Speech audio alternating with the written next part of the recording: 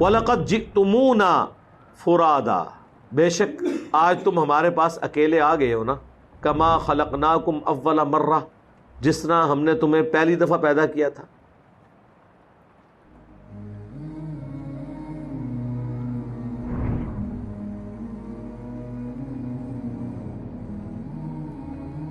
وَتَرَكْتُمْ مَا خَوَّلْنَاكُمْ، اور تم چھوڑ آئے ہو جو ہم نے تمہیں دیا تھا، وَرَاءَ ظُهُورِكُمْ، پیچھے ہی چھوڑ آئے ہو.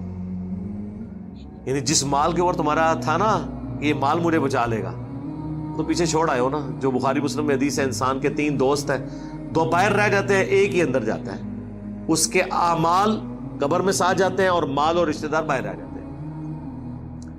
تو دنیا میں مال کی بنیاد پہ تم نے حکومت کی تھی نا، تو آج آگے ہو نا اکیلے، کوئی گٹھڑی ساتھ مال کی نہیں لے کر آئے. جس طرح تم کو ہم نے پیدا کیا تھا، یعنی جب پیدا ہوتا ہے انسان اس وقت بھی اکیلے ہی پیدا ہوتا ہے، مرنے کے بعد بھی اللہ کے پاس اکیلا جائے گا.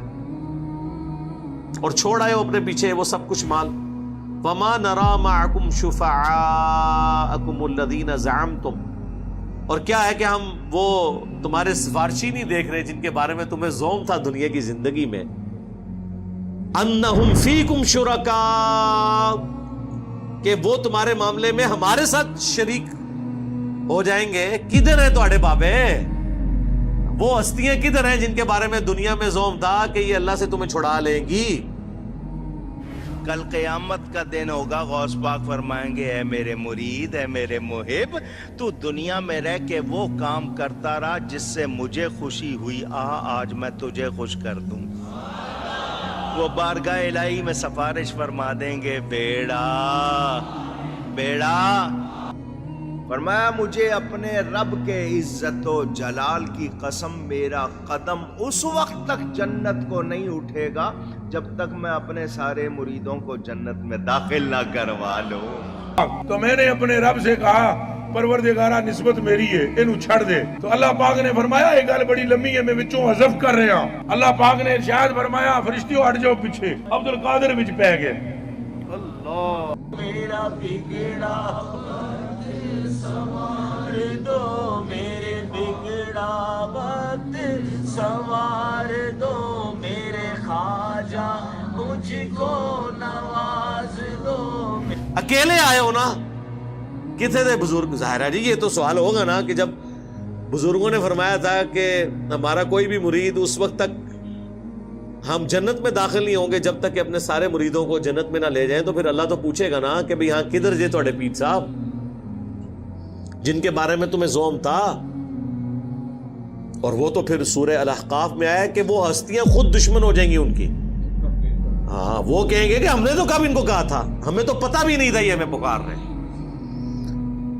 یہ تو ان ہستیوں کے لیے جو واقعی جینوئن ہستیاں تھیں، وہ تو انکار کریں گی. باقی جو ہے نا ہستیاں جو جعلی بنائی ہوئی تھی، وہ تو پہلے انشاءاللہ جہنم وچ پہنچے ہوں گے. وہ اگے نے ذرا اگے تک تلاش کرو گے لب جھڑ کے. تو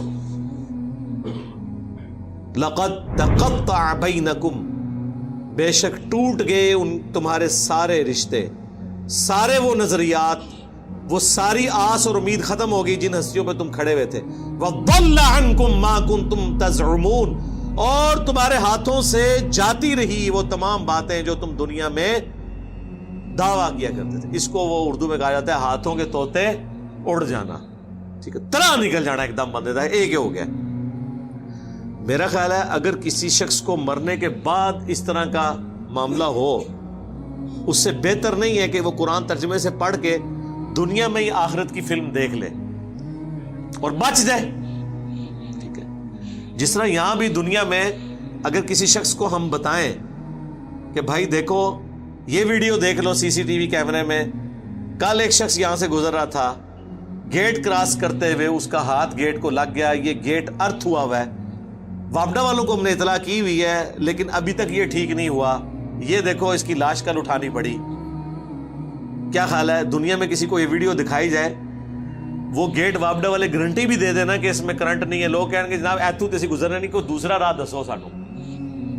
یہی ہوگا نا، کیونکہ جان کا خطرہ ہے، جہاں پر ایمان کا خطرہ ہے. اور بلکہ یہ بات کرتے ہوئے اگر کوئی شخص تھوڑے سخت لہجے میں بھی بول دے، ایک دو گالیاں بھی ساتھ نکال دے کہ فلانے ٹھنگیا تو اتھو چلے آتا دیکھ کل بندہ ایسا مار گیا, تو اس شخص کو اس کی گالیاں بھی یاد نہیں رہیں گی, بلکہ وہ کہے گا تو میرا محسن ہے کہ تو نے مجھے بچا لیا ہے, 3 گالیاں اور نکال کے مجھے بچاتا تاکہ مجھے یقین آ جائے کہ میں نے یہاں سے نہیں گزرنا. یہی ہے نا. لیکن دین کی بات آپ کسی بھی انداز میں ان کو کریں, گال بڑی سخت ہے, چلو جی یار گل کا انداز سخت ہے, گل تو ٹھیک ہے نا, نہیں گل بھی نہیں مننی, نہ منو, جاؤ چمڑ جاؤ جا کے. تو اللہ تبارک و تعالیٰ نے آخرت کی فلم پہلے ہی چلا دی ہے, یہ ہوگا, یہ رزلٹ نکلے گا. اسی لیے آپ دیکھیں جتنے لوگ دوسرے ملکوں میں بیٹھے ہوئے ہیں, پاکستان میں تو ان کے آباء و اجداد کو کبھی توفیق نہیں ہوئی قرآن پڑھنے کی, وہاں جاتے ہیں جب تھوڑی لادینیت دیکھتے ہیں, تھوڑا سا اپنے آپ کو جھنجھوڑتے ہیں کہ ہم نے اپنے ریلیجن کی طرف واپس آنا ہے, اپنے آپ کو مصروف کرنے کے لیے قرآن پڑھتے ہیں. جب قرآن پڑھتے ہیں تو ان کے طوطے واقعی اس طرح ہی اڑتے ہیں جس طرح آخرت میں بابوں کے مارنے والوں کے اڑیں گے. اوکے یار یہ قرآن تو کچھ اور لکھا ہوا ہے. ہمارے ایک قریبی دوست آفس کے, ان کے چچا یہ ماموں لگتے تھے, تو ان کو ہارٹ اٹیک ہوا, ایک بار ہوا, خود ڈاکٹر تھے, 2 بار ہوا, پھر ڈاکٹرز نے کہا کہ جناب آپ تیسری دفعہ ہوتے تو تسی ایکسپائر ہو جانا ہے. اب جب کسی کو بتایا جائے کہ بھئی کام تہاڈا نیڑے ہے, تیاری کر لو, اور پھر ڈاکٹر بھی ہو, وہ اس چیز کو سمجھتا بھی ہو. یہ میں 2006-07 کی بات کر رہا ہوں. وہ جی انہوں نے قرآن جو ہے نا ترجمے سے پڑھنا شروع کر دیا. سوری خالو تھے, وہ ماموں نہیں تھے, خالو تھے. قرآن ترجمے سے پڑھا, احمد صاحب بریلوی صاحب کا ترجمہ.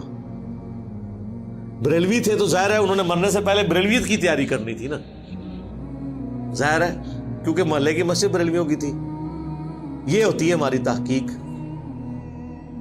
وہ جناب جب انہوں نے قرآن پڑھا تو گمراہ ہو گئے. انہوں نے کہا یار یہ ہمیں تو انہوں نے بابوں بزرگوں, اللہ تعالیٰ نے تو نہ کسی بزرگ کو, نہ کسی فرشتے کو, نہ کسی پیغمبر کو اپنی توحید کے معاملے میں خاطر میں لاتا ہے, اور انہوں نے تو یہ کیا کیا ہستیوں کے ساتھ عقیدے جوڑے میں.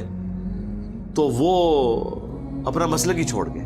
جو میں نے اکثر کہا ہے کہ اگر کوئی شخص اپنے فرقے کا بھی قرآن کا ترجمہ ایمانداری سے پڑھ لینا تو اللہ تعالیٰ اسے ہدایت دے دے گا. یہ اللہ کا وعدہ ہے, وَالَّذِينَ جَاهَدُوا فِينَا لَنَهْدِيَنَّهُمْ سُبُلَنَا. بلکہ ایون وہ قرآن پڑھتے ہوئے اسے یہ بھی پتہ چل جائے گا, تھوڑی سی اپنی عقل استعمال کرے کہ قرآن میں تو یہ لکھا تھا, تو یہ میرے مولوی نے اس کی جو یہ تشریح کی ہے یہ تو اس میں بیٹھتی نہیں, اگر اس نے اپنی عقل استعمال کی. اور اگر عقل استعمال نہ کی, اس کبوتر کی مانند جو بلی کو دیکھ کے آنکھیں بند کر لے, بلی نے پھر بھی گردن مروڑنی ہے. آنکھیں بند کرنے سے بلی غائب نہیں ہو سکتی. اس طرح آنکھیں بند کرنے سے قرآن و سنت کے جو نظریات ہیں وہ غائب نہیں ہوں گے, اور آپ کے بزرگوں کے بتائے ہوئے عقیدے وہ جسٹیفائی نہیں ہوں گے. تو اس سے پہلے کہ آخرت میں ہوائیاں اڑ جائیں, جو اللہ تعالیٰ نے بیان کیا کہ اڑ جائیں گی ان کی ہوائیاں, اس سے پہلے آخرت کی تیاری کر لیں. اللہ تعالیٰ سے دعا ہے جو حق بات میں نے کہی ہے ہمارے دلوں میں راسخ فرمائے. اگر جذبات میں میرے منہ سے کوئی غلط بات نکل گئی تو اللہ تعالیٰ ہمارے دلوں سے دھو ڈالے اور ہمیں معاف بھی کر دے. ہمیں کتاب و سنت کی تعلیمات پر عمل کر کے دوسرے بھائیوں تک پہنچانے کی توفیق عطا فرمائے. سبحانک اللہم و بحمدک, اشہد ان لا الہ الا انت, استغفرک و اتوب الیک, وما علینا الا البلاغ المبین. جزاکم اللہ خیرا. آمین.